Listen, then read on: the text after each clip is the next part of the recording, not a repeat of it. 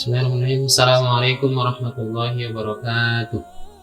Alhamdulillah nahmaduhu wa nasta'inuhu wa nastaghfiruh wa na'udzu billahi min syururi anfusina wa min sayyiati a'malina. May yahdihillahu fala mudilla lahu wa may yudlil falan tajida lahu waliyyan mursyida. Allahumma shalli wa sallim wa barik ala sayyidina Muhammad ibn Abdillah wa ala alihi wa sahbihi wa wala wa ba'du. قال الله تعالى في كتابه الكريم بعد أعوذ بالله من الشيطان الرجيم إنما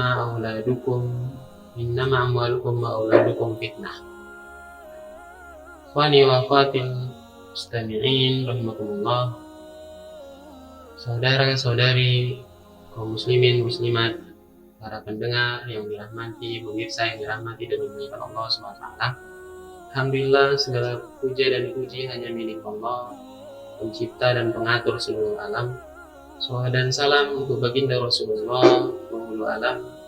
Allahumma sholli wa sallim wa barik alaihi, untuk keluarga, sahabat, semua pengikutnya yang setia hingga hari akhir kelak.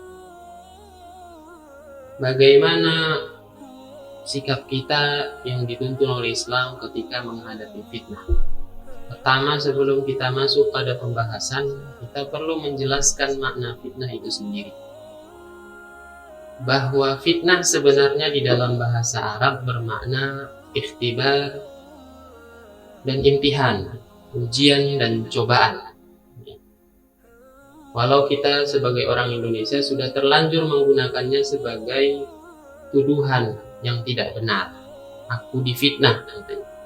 Maknanya aku dituduh oleh orang akan hal yang tidak aku lakukan atau akan hal yang tidak benar.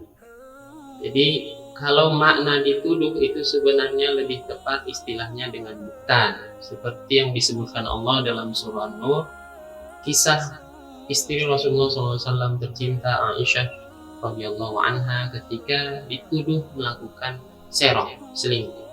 Allah menyebutnya di situ sebagai hada buhtanun azim. Tapi kalau fitnah, walaupun kita sudah menggunakannya terlanjur dalam bahasa Indonesia sebagai tuduhan, itu lebih tepat dalam bahasa Arab sebagai ujian dan cobaan. Maka Allah Subhanahu wa taala menyebut innama amwalukum wa auladukum fitnah. Sungguhnya harta dan anak kalian adalah fitnah. Itu cobaan.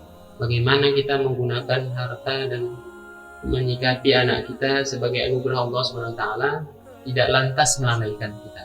Dalam doa juga disebutkan na'udzubika min fitnatil mahya wal mamat, na'udzubika min syarri fitnatil masiihid dajjal. Itu juga disebutkan fitnah.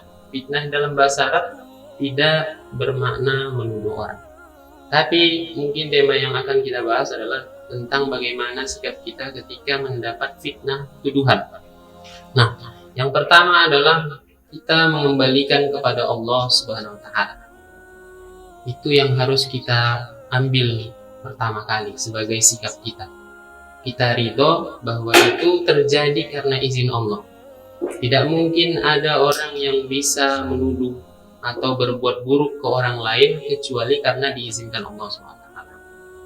Jadi yang pertama adalah radina billah. Kita ridho itu sebagai takdir yang ditetapkan Allah SWT. Jadi kita bisa berdamai dan nantinya bisa bersikap dengan bijak. Kemudian yang kedua, introspeksi, muhasabah. Jangan-jangan di antara tuduhan yang disematkan kepada kita, fitnah yang dilemparkan itu ada benarnya. Atau mungkin yang dia bilang tidak benar, tapi di sisi lain ada kekurangan dan kesalahan kita yang perlu kita perbaiki. Dan dalam Islam, semangat muhasabah, introspeksi itu termasuk akhlak yang sangat baik. Rasulullah SAW mengajarkan kita, padahal Rasulullah tidak punya salah, selalu introspeksi dengan bertaubat, membaca istighfar sebelum tidur minimal 70 kali, dalam riwayat lain bahkan 100 kali. Yang ketiga adalah tabayyun. Kita cross check. Jangan-jangan itu sudah sampai pada mulut yang kelima atau ke-9 atau ke-10. Kita cross check. Jangan-jangan dari mulut ke mulut sudah banyak perubahan, sudah ada yang ditambah-tambahi. Sebenarnya di awal seperti ini. Jadi harus di cross check.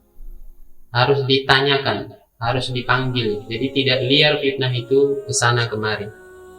Dan yang keempat, kalau kita sebagai objek sebagai orang yang dituduh, maka kita harus sabar dan yakin bahwa apapun yang dilakukan makhluk kepada kita tidak akan bisa memberikan mudarat kepada kita tanpa izin Allah Subhanahu wa taala.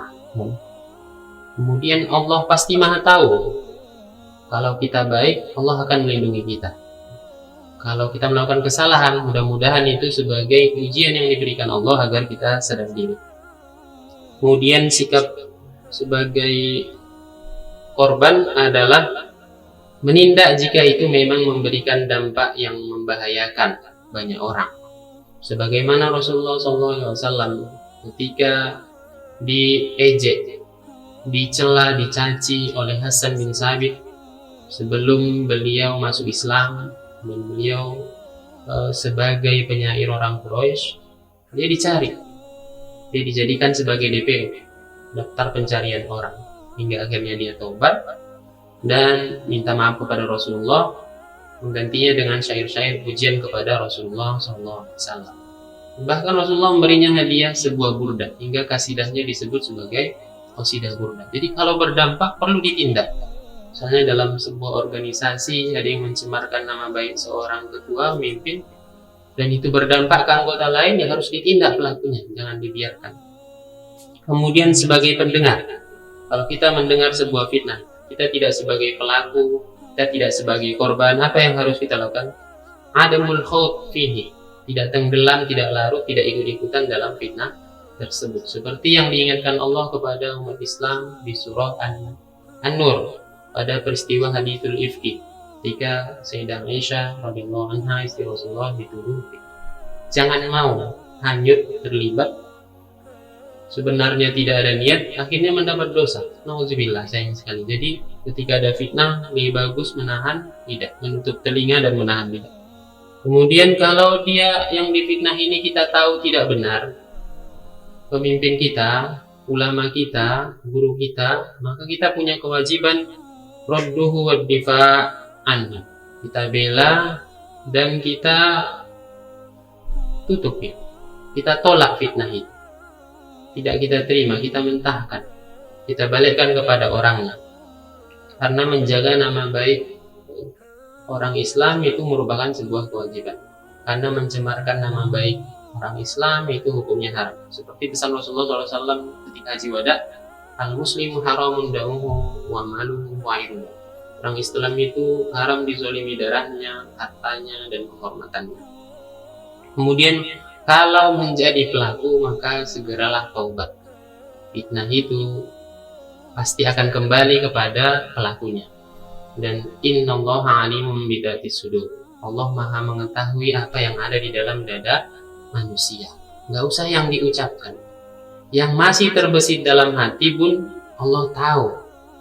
Dan yang kelima, sebagai sikap kita bagaimana menghadapi fitnah adalah i'tibar wa tamhis, mengambil pelajaran. Orang beriman itu kata Rasulullah seperti lebah, apapun yang terjadi pasti mengambil yang baik. Jadi selalu ada pelajaran dari setiap peristiwa.